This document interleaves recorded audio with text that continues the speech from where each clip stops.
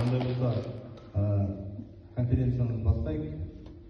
Келесі жол, келесі сөз, жетісу өлкесінің киелі жерлері тақырыбында Қажет Амбастың баяндамасы. Сол біз айтып жатқан бар ғой, сол ер жағында жаңағы тасқа салынған суреттер, жазулар, мен бір сайда жаңа не деген Көкбастау деген жерде тұр. Соған бара алмадық. Жаңағы Найзат апаның аяқ жағындағы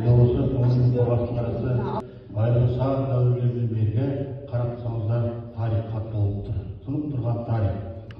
Сондықтан енді осы жетісу орталығының оңтүстігіне егеменді аймақта осынау созылып жатқан обалардың бәрі сол баяғы біздің ата-бабаларымыздың жаңағы қалдырған ескерткіштері. Енді жалпы көбіне біздің тақырып бойынша петроглифтер, жаңағы жартас суреттері, жазулар. Енді бұлардың жазуларының көбі Сөзінде қарақшы археологтар мәселесі өзекті болып отыр. Соңғы 20 жыл ішінде елімізде көптеген маңызды археологиялық ескерткіштер тоналды. Бүгінде Қазақстан аумағынан табылған құнды жәдігерлерді отандық және шетелдік коллекциялар мен түрлі музейлерден көріп отырмыз. Бұл мәселені шұғыл түрде шешу қажет деген болатын адамдарымыз. Енді бәріңізге белгілі 2017 жылы осы біздің елімізде жақсы бір бағдарлама жүзеге асты. Қазақстанның қасиетті жерлерінің географиясы деген рухани жаңғыру бағдарламасының аясында.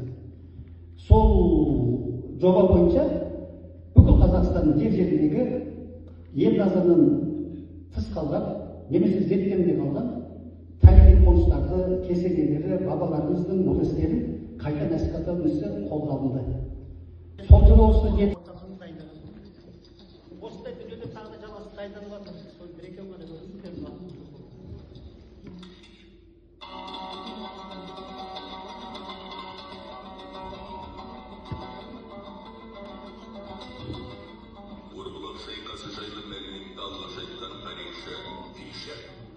Осы шайқас жайында орыс тарихшылары Левшин, Славкин, Шулошников, Гуревич, Моисеев, қазақ ғалымдары Тынышбаев, Досмұхамедов, Асфендияров, Сейфуллин жазған.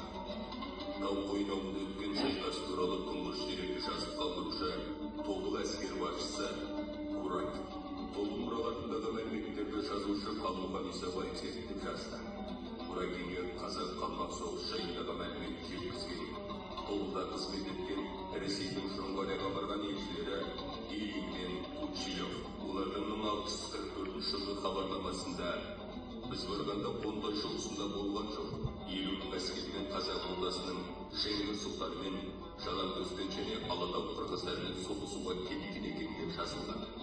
Қазақ елінің тарихында неше түрлі қиын қыстау ауыр жағдайларда халқымыздың рухын көтерген кейбір ұрпаққа болатындай ұлы жеңістер де болды. Солардың бірі Орбұлақ шайқасы, қазақ халқының жоңғар шапқыншылығына қарсы азаттық соғысындағы алғашқы бетбұрысты оқиға. Бұл соғыс 1643 жылдың жазында қазақ қолын басқарған Жәңгір сұлтан мен жоңғар қолын басқарған Батыр қолға жарасты.